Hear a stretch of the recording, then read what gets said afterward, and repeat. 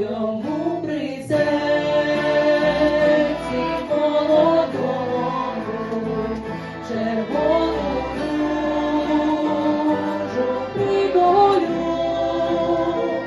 Він проведе мене додому і тихо скаже: я люблю.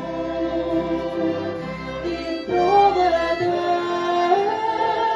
мене додому і тихо скаже: я люблю.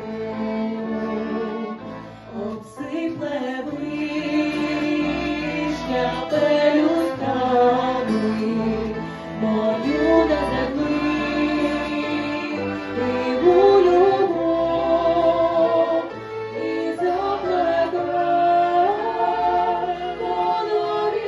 водорівками доріжку ту,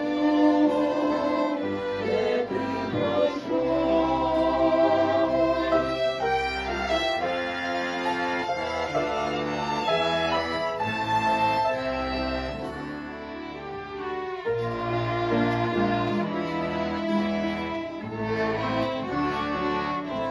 Іду туди,